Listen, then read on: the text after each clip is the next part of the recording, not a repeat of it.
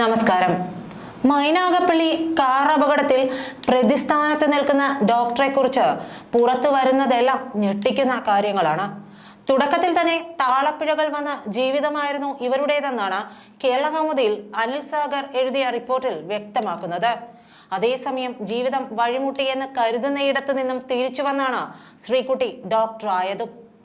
പ്രണയവും വിവാഹവും അന്നത്തെ കൗമാരക്കാരിയുടെ ജീവിതം കഠിനമാക്കിയിരുന്നു. ഒരു കുഞ്ഞു ജനിച്ച ശേഷമാണ് അവർ MBBS പഠനത്തിന് ഇറങ്ങിയതും കഠിനാധ്വാനത്താൽ ഡോക്ടറായതും. എന്നാൽ ലഹരിയുടെ രുചി പിടിച്ചു തുടങ്ങിയതോടെ ജീവിതം തന്നെ നഷ്ടമാകുമെന്ന അവസ്ഥയിലായി. വഴിവിട്ട കൂട്ടുകെട്ടുകൾ കൂടുതൽ അപകടങ്ങളിലേക്ക് അവരെ നയിച്ചു. 18-ാം വയസ്സിൽ പ്രണയബന്ധത്തിൽപ്പെട്ട് ഒളിച്ചോടിയിരുന്നു ശ്രീകുട്ടി. പിന്നീട് കൈക്കുഞ്ഞുമായാണ് ജീവിതത്തിലേക്ക് മടങ്ങിയെത്തിയത്. എന്നാൽ അവിടെ നിന്നും പഠിച്ചു കയറി MBBS എടുത്തിരുന്നു ഇവർ. വഴിവിട്ട ബന്ധങ്ങളും താളം തെറ്റിയ കുടുംബ പശ്ചാത്തലവും അതിന് കൂട്ടായതെന്നാണ് വാർത്തയിൽ പറയുന്നത്. പ്രദേശവാസികളെ ഉദ്ധരിച്ചുകൊണ്ടാണ് ഇക്കാര്യങ്ങൾ കേരളകൗമുദി റിപ്പോർട്ട് ചെയ്യുന്നതും. നെയ്യാറ്റിൻകര തൊഴുക്കലിലെ ശ്രീകുട്ടിയുടെ വീട് ഇപ്പോൾ അമ്മ സുരഭിയുടെ നേതൃത്വത്തിൽ ദുർമന്ത്രവാദവും തുള്ളലും നടക്കുന്ന കേന്ദ്രമാണെന്ന വിധത്തിലാണ് വാർത്ത. നെയ്യാറ്റിൻകര വഴുതൂർ സ്വദേശിയായ ഷാജിയാണ് ശ്രീകുട്ടിയുടെ പിതാവ്. ഷാജിയുടെ 2ാം വിവാഹത്തിലെ മകളാണ് ശ്രീകുട്ടി.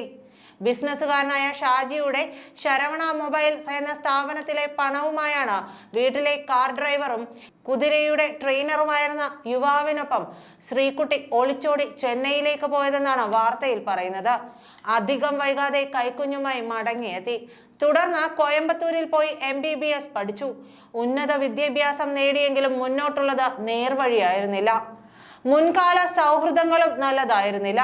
ഇതിനിടെ വിവാഹം കഴിഞ്ഞുവെങ്കിലും അതും വേർപിരിഞ്ഞു. 1 വർഷം മുമ്പാണ് കരുനാഗപ്പള്ളിയിലെ സ്വകാര്യ ആശുപത്രിയിൽ ഗൈനക്കോളജി വിഭാഗത്തിൽ ഡോക്ടറായത്. അവിടെ റെയിൽവേ സ്റ്റേഷന് സമീപം വാടക വീട്ടിൽ താമസമാക്കി. ആശുപത്രിയിൽ വെച്ച് അജ്മലിനെ പരിചയപ്പെട്ടു. ഇരുവരും മറ്റു സുഹൃത്തുക്കളും ശ്രീകുട്ടിയുടെ വാടക വീട്ടിൽ ഒത്തുകൂടി. മദ്യസൽക്കാരവും മറ്റ് ലഹരി ഭോഗങ്ങളും പതിവാക്കിയെന്നും പറയുന്നുണ്ട്. അതേസമയം ശ്രീകുട്ടി തന്റെ വാടക വീട്ടിലും മദ്യപാർട്ടി നടത്തിയെന്ന വിധത്തിലാണ് വാർത്തകൾ പുറത്തു വരുന്നത്. ലഹരി ആസക്തിയാണ് ശ്രീകുട്ടിയുടെ ജീവിതത്തിൽ തിരിച്ചടിയാകുന്നത്. നൃത്യാധ്യാപകൻ എന്ന നിലയിൽ പരിചയപ്പെട്ട അജ്മലുമായി അവർ വളരെ അടുപ്പത്തിലായിരുന്നു. ആ ബന്ധമാണ് ആനൂർക്കാവിൽ ഒരു സ്ത്രീയുടെ ജീവനെടുത്ത ഹിറ്റ് ആൻഡ് റൺ കേസിൽ എത്തിച്ചതും. സ്കൂട്ടറിൽ ഇടിച്ചപ്പോൾ ബോണറ്റിൽ തട്ടി മുന്നിൽ വീണ കുഞ്ഞുമോളെ നിർദാക്ഷിണ്യം കാർ കയറ്റി കൊലപ്പെടുത്തിയ അജ്മൽ ചന്ദനത്തടി മോഷണം ഉൾപ്പെടെ 5 കേസുകളിൽ പ്രതിയാണ്. 1 മാസം മുമ്പ് കരുനാഗപ്പള്ളിയിലെ സ്വകാര്യ ആശുപത്രിയിൽ അത്യാഹിത വിഭാഗത്തിലെത്തിയപ്പോഴാണ് ഡോക്ടർ ശ്രീകുട്ടിയുമായി പരിചയത്തിലാകുന്നത്.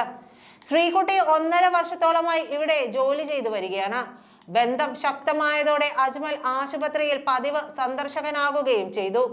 ഡോക്ടറെ ജോലി സ്ഥലത്ത് പതിവായി സന്ദർശിക്കാൻ എത്തുന്നത് ശ്രദ്ധയിൽപ്പെട്ടതിനെ തുടർന്ന് ആശുപത്രി അധികൃതർ ഇരുവർക്കും താക്കീത് നൽകിയിരുന്നു. ഇതിനിടെയാണ് ഇവർ കരുനാഗപ്പള്ളിയിൽ ഒരു സുഹൃത്തിന്റെ വീട്ടിൽ ഓണാഘോഷത്തിനായി ഒത്തുചേർന്നത്. അതേസമയം യുവതിയുമായി സൗഹൃദം സ്ഥാപിച്ച അജ്മൽ ചുരുങ്ങിയ കാലയളവിൽ തന്നെ വലിയ തുക വാങ്ങിയെടുത്തിട്ടുണ്ട്.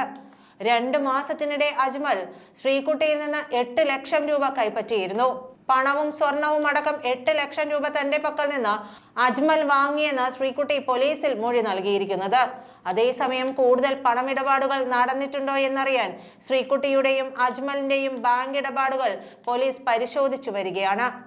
അപകടത്തിൽ കാർ നിർത്തിയിരുന്നുവെങ്കിൽ ആ ജീവൻ രക്ഷിക്കാമായിരുന്നെന്നാണ് ദൃക്സാക്ഷികൾ പറയുന്നത്. കാറിടിച്ചതിന്റെ ആഘാതത്തിൽ ഉയർന്നു പൊങ്ങിയ കുഞ്ഞുമോൾ ബോണറ്റിലും തുടർന്ന് കാറിന് മുന്നിലും വീണു. കാർ എടുത്താൽ കുഞ്ഞുമോളുടെ ദേഹത്ത് കയറുമെന്ന നിലയിലാണ് റോഡിൽ വീണു കിടന്നത്. കണ്ടുനിന്നവർ വണ്ടി എടുക്കല്ലേടാ എന്ന് ഉച്ചത്തിൽ അലറി വിളിച്ചെങ്കിലും അത് വകവയ്ക്കാതെ അജ്മൽ അതിവേഗം കാർ മുന്നോട്ടെടുക്കുകയായിരുന്നു. വാഹനാപകടം നടന്ന സമയം അജ്മൽ മദ്യപിച്ചിരുന്നുവെന്നാണ് പോലീസിന്റെ പരിശോധനയിൽ കണ്ടെത്തിയിരിക്കുന്നത്. 2017 ശ്രീകുട്ടി MBBS പൂർത്തിയാക്കിയത്. ശ്രീകുട്ടിക്ക് അപകടത്തിൽ ബന്ധമുണ്ടെന്ന് വ്യക്തമായതോടെ കരുനാഗപ്പള്ളി വലിയത്ത് ആശുപത്രിയിൽ ജോലി ചെയ്തു വരികയായിരുന്ന ഇവരെ അധികൃതർ പുറത്താക്കിയിരുന്നു. ആശുപത്രിക്ക് കളങ്കം വരുത്തുന്ന പ്രവൃത്തിയാണ് ഡോക്ടർ ചെയ്തതെന്നും അതിനാലാണ് ആശുപത്രിയിൽ നിന്ന് പുറത്താക്കുന്നതെന്നും ആശുപത്രി മാനേജ്മെന്റും അറിയിച്ചിരുന്നു. നന്ദി.